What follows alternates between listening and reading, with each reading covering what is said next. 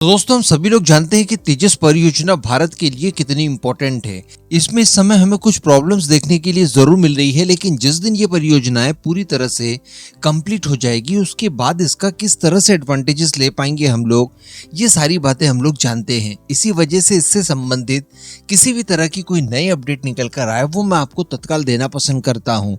अब इसी तरह की कुल 2 अपडेट्स निकल कर आ रही है। जी हाँ, आज की इस वीडियो में एक्चुअली हम लोग 2 तरह की खबरों को लेकर डिस्कशन करेंगे। पहली खबर निकल कर आ रही है तेजस मार्क 1 के परिप्रेक्ष्य में, तो दूसरी खबर निकल कर आ रही है तेजस मार्क 2 के परिप्रेक्ष्य में। इस तरह की खबरों का इंतजार लंबे समय से हम लोग कर भी रहे थे, तो चलिए आगे डिस्कशन करते हैं। आप बस हमारा उत्साहवर्धन के लिए अपने खुद के इस चैनल को सब्सक्राइब जरूर कर दीजिएगा। पिछले कुछ समय से आप लोग काफी कम संख्या में सब्सक्राइब कर रहे हैं। तो पहले हम लोग बात कर लेते हैं तेजस मार्क 2 से संबंधित परियोजना की। तो देखिए, सबसे पहले तो हमारी मंशा ये है कि जितने हम लोग आगे बढ़ते जाएंगे उतना ही हमारे फाइटर जेट का इंडिजिनाइजेशन हम लोग लगातार बढ़ाते जाएंगे। यानी फाइटर जेट को तैयार करने में जितने भी टेक्नोलॉजी और सब सिस्टम चाहिए उन्हें हम लोग लोकली निर्मित करते जाएंगे। अब इसी सेगमेंट में तेजस मार्क 2 परियोजना को लेकर बताया जा रहा है कि इसके टायर्स अब भारत की लीडिंग टायर निर्माता कंपनी MRFA तैयार करने जा रही है, जो कि पूरी तरह से एक नया संस्करण होगा तेजस मार्क 2 के टायर सेगमेंट का। और बताया जा रहा है कि इस तरह के टायर्स को एक्चुअली MRFA के द्वारा तैयार कर लिया गया है। और अभी रिसेंटली भारत के सुलूर एयरबेस पर जो तरंग शक्ति युद्धाभ्यास हुआ था, जिसको लेकर हम लोगों ने डिस्कस किया था, उस दौरान इसे प्रदर्शित भी किया गया। अब देखिए, तेजस मार्क 2 की अगर बात की जाए तो वो अपने पुराने भाइयों की तुलना में ज्यादा ताकतवर होने जा रहा है।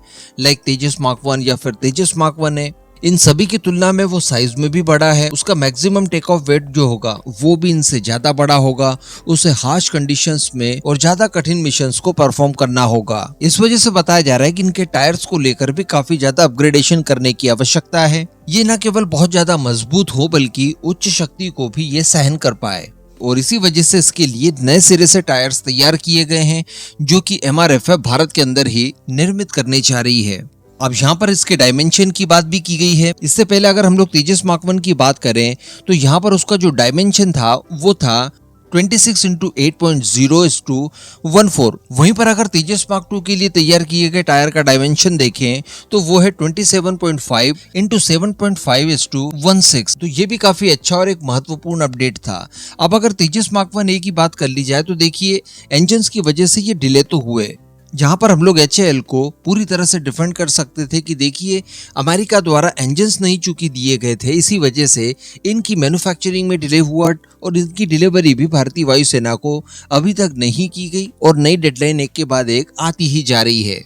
लेकिन दोस्तों, फिर बीच में कुछ ऐसी खबरें भी निकल कर आती है जिससे कि HAL के ऊपर कुछ हद तक हमें HAL को यहाँ पर जिम्मेदार ठहराया जा सकता था। और उसके पीछे कारण बताए जा रहे थे कि इसमें इंजन के अलावा भी कुछ और नई समस्याएं निकल कर आ रही है। कुछ सब सिस्टम्स के वापस से टेस्टिंग वगैरह करनी है, उनका सर्टिफिकेशन वगैरह करवाना है। इसके अलावा कई सारे सब सिस्टम्स LRUs वगैरह ऑलरेडी जो टेस्टिंग वगैरह किए जा चुके हैं उनके सर्टिफिकेशन भी अभी देरी से चल रहे हैं, उनके ऊपर भी काम किया जाना है। इजरायली रडार सिस्टम जो इस्तेमाल किया जाता है उसमें भी कुछ माल फंक्शन आ रहा था, उसे फिर से टेस्ट और सर्टिफिकेशन कराना था।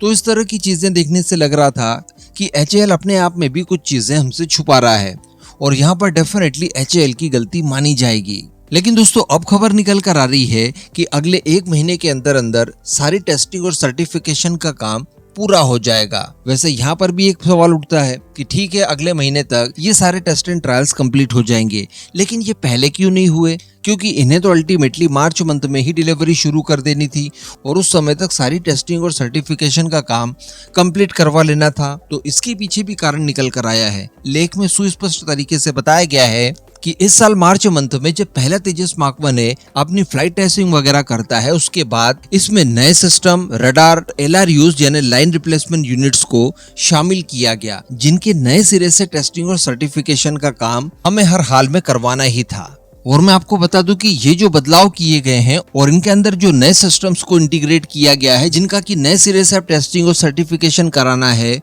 वो तय किए गए सिस्टम की तुलना में ज्यादा सुपीरियर है। यानी अब जो तेजस मार्क 1 हमें मिलेगा वो मार्च मंथ में अपनी फर्स्ट फ्लाइट लेने वाले तेजस मार्क 1 की तुलना में ज्यादा शक्तिशाली होगा।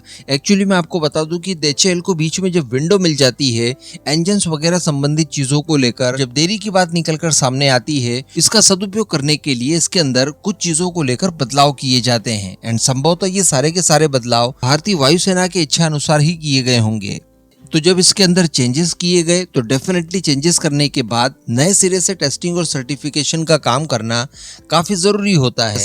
इसी वजह से टेस्टिंग सर्टिफिकेशन की बात बार बार निकलकर सामने आ रही थी, लेकिन ये नहीं बताया जा रहा था कि एक्चुअली ये इसलिए किया जा रहा है क्योंकि इसके अंदर लास्ट मिनट में बदलाव किए गए। तो कहने का मतलब तेजस मार्क 1 2-3 महीना लेट जरूर हुआ, लेकिन इसकी वजह से हमें एक ज्यादा ताकतवर और एक बेहतरीन विकल्प तेजस मार्क 1 के नए संस्करण के रूप में मिलने जा रहा है। और वैसे भी हम लोग जानते हैं कि फाइटर जेट के अंदर लाइफ टाइम अपग्रेडेशन के काम लगातार किए ही जाते हैं, लेकिन इन सर्विस के बजाय ड्यूरिंग मास प्रोडक्शन ही अगर इस तरह के बदलाव वगैरह कर देते हैं तो ये आपको शुरुआत से ही ज्यादा अच्छी सर्विस देने में सक्षम होंगे। और इसी मंशा के साथ ये सारे काम किए गए। तो अल्टीमेटली जो डिले हुआ था अमेरिका की तरफ से इंजन्स को लेकर, उस समय का सदुपयोग करने के लिए HAL द्वारा ये सारे कुछ काम किए गए।